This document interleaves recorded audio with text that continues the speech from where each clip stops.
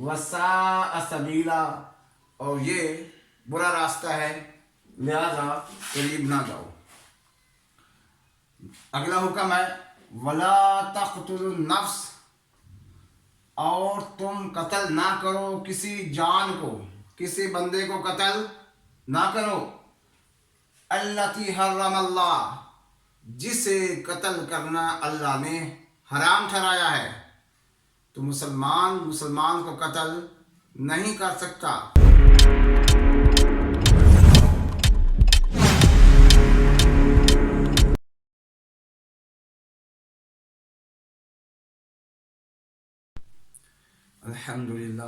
अल्हम्दुलिल्लाह हम्दन कसीरन तय्यिबन मुबारकन फी, अल्लाहुम्मा ला उहसी सनाअन अलैक अंत कमा असनैत अला नफ्सिक, अल्लाहुम्मा सल्लि अला मुहम्मदिन व अला आलि मुहम्मद कमा सल्लैत अला इब्राहीम व अला आलि इब्राहीम इन्नका हमीदुम मजीद।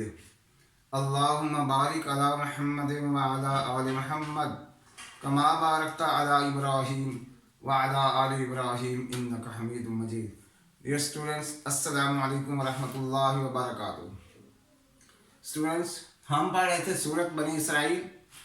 इस पर हमारे इससे पहले 3 लेक्चर हो चुके हैं। एक लेक्चर था लॉन्ग क्वेश्चन का, 2 लेक्चर तर्जमे किए हैं। तर्जमे का ये आपका तीसरा लेक्चर है। तो आइए स्टार्ट करते हैं। आऊज़ु बिल्लाहि मिनश शैतानिर रजीम, बिस्मिल्लाहिर रहमानिर रहीम। वला तक़्तुलू, और तुम कत्ल ना करो। गौर करें, वाव का मानी और ला का माना नहीं। तक़्तुलू, ये देखें कत्ल बन रहा है, तुम कत्ल ना करो। औलादकुम, अपनी औलाद को। खश्यत इमलाक़, गुर्बत के डर से, मुफलसी के डर से। इसमें खशिया खतरा, खौफ, डर, इमलाक़ गुर्बत, मुफलसी। अल्लाह फरमाते हैं कि अपनी औलाद को गुर्बत के डर से तुम कत्ल ना करो। रीज़न अल्लाह बता रहे हैं, फरमा रहे हैं नहनु नर्ज़ुकुहुम, हम उन्हें रिज़्क़ दे रहे हैं। तुम्हारी औलाद को हम ही रिज़्क़ देते हैं। आगे फरमा व इय्याकुम, और तुम्हें भी रिज़्क़ हम ही दे रहे हैं, लिहाजा कत्ल ना करो। आगे गुनाह क्या है? इन्ना क़त्लहुम काना खितअन कबीरा, बेशक इनका कत्ल करना बहुत बड़ा गुनाह है। खितअन कबीरा, बड़ा गुनाह। गुनाह कबीरा वो होता है जिसकी मज़म्मत कुरान या हदीस में आई हो, तो लिहाजा ये कबीरा गुनाह है। नेक्स्ट, वला तक़रबु ज़िना, और ना करीब जाओ ज़िना के। रीज़न इन्नहु काना फ़ाहिशा, बेशक ये बेहयाई का काम है। वसा सबीला, और ये बुरा रास्ता है, लिहाजा करीब ना जाओ। अगला हुक्म है वला तक़्तुलुन नफ्स, और तुम कत्ल ना करो किसी जान को, किसी बंदे को कत्ल ना करो। अल्लती हर्रमल्लाह, जिसे कत्ल करना अल्लाह ने हराम ठहराया है। तो मुसलमान को कत्ल नहीं कर सकता, और बगैर किसी वजह के काफर को भी कत्ल नहीं कर सकता। आगे फरमाया कि बंदा ये ही ना समझे कि बिल्कुल कत्ल करना ठीक नहीं है। थोड़ा सा रियायत दी गई, इजाज़त दी गई, इल्ला बिल हक, मगर हक के साथ। कुछ मौक़े ऐसे हैं जहाँ कत्ल करना जायज़ है। अल्लाह ने इजाज़त दी है। जैसे फरमाया कि मैदान जिहाद में तुम दुश्मन को कत्ल कर सकती हो। इसी तरह एक बंदा कातिल है, बदले के तौर पर उसको कत्ल किया जा सकता है। और इसी तरह कोई मुर्तद हो गया है, दीन से फिर गया है, उससे भी कत्ल किया जा सकता है, लेकिन उसको इस्लामी हुकूमत कत्ल करेगी, बंदा नहीं करेगा। اچھا یہ ہے جی الا بالحق۔ آگے فرمایا ومن قتل مظلوم، جو بندہ قتل کیا گیا ظلم کے ساتھ، کسی بندے کو قتل کر دیا گیا ہے، فقط جعلنا لولیہ، ہم نے اجازت دے دی ہے اس کے ولی کو، لیکن ولی کو کیا کرنا چاہیے؟ فلا یسرف فی القتل، کہ وہ اسراف نہ کرے، زیادتی نہ کرے قتل کے معاملے میں، کہ بندہ ایک قتل ہو گیا ہے تو وہ دو کو قتل کر دے۔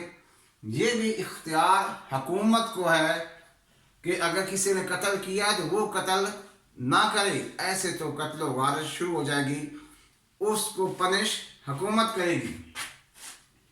انہ کان منصورا، بے شک اس کی مدد کی گئی ہے۔ تو اب یہ قصاص کا معاملہ جو ہے اس کی وجہ سے خون خرابہ ختم ہوگا۔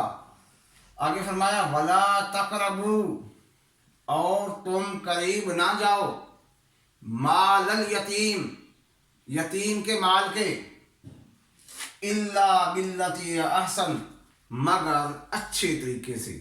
یتیم کا مال الگ رکھ دو، جب وہ بڑا ہو جائے تو اس کو ریٹرن کر دو، لیکن اگر تم اس کا مال اچھے طریقے سے انویسٹ کر سکتے ہو تو کر دو۔ مثال کے طور پر ایک یتیم ہے، اس کا مال 1 کروڑ ہے، بچہ ابھی 4-5 سال کا ہے، تو آپ نے 18 سال کی عمر میں اس کو ریٹرن کرنا ہے۔ اگر آپ اس کو کسی اچھی انویسٹمنٹ میں انویسٹ کرتے ہیں، خاص کر جائیداد میں، زمین لے کے رکھ لیتے ہیں، سونا لے کے رکھ لیتے ہیں، تو جب وہ 18 سال کا ہوگا تو یہ اس کا 3-4 گنا مال بڑھ جائے گا۔ تو فرمایا قریب نہ جاؤ تم یتیم کے مال کے، مگر الا باللتی احسن، مگر اچھے طریقے سے۔ اگر استعمال کرنا ہے تو اس کا استعمال اچھا ہو جس سے اس کو فائدہ ہو۔ کب تک رکھنا ہے؟ یہ نہیں کہ دبا کے رکھتے رہو، حتی یبلغ اشدہ، یہاں تک کہ وہ اپنی جوانی کو پہنچ جائے۔ اگلا حکم ہے وَأَوْفُوا بِالْعَهْدِ، اور تم اپنے وعدے کو پورا کرو، جو وعدے کیے گئے ہیں۔ جیسے فرمایا یا ایھا الذین آمنوا اوفوا بالعقود، اپنے ایمان والے اپنے وعدوں کو پورا کرو۔ ان العہد کان مسئولا، بے شک وعدے کے بارے میں قیامت کے دن پوچھا جائے گا، لہذا تم اپنے وعدوں کے خلاف ورزی نہ کرو۔ اسٹوڈنٹس، یہ احکامات میرے اور آپ کے لیے، تمام امت مسلمہ کے لیے ہیں۔ بھرپور فائدہ تب حاصل ہوگا کہ ہم اللہ سے دعا مانگیں کہ اللہ جو یہ احکامات دیے گئے ہیں ہم سب کو اس پر عمل کی توفیق دے۔ ہم کوئی نیکی اللہ کی توفیق کے بغیر نہیں کر سکتے، اور نہ ہی اللہ کی توفیق کے بغیر کسی گناہ سے بچ سکتے ہیں، لہٰذا اللہ ہی سے مدد مانگنی چاہیے۔ اللہ تعالیٰ مجھے اور آپ کو عمل کی توفیق دے۔ تو انشاءاللہ اگلی ویڈیو تک اجازت، اللہ حافظ۔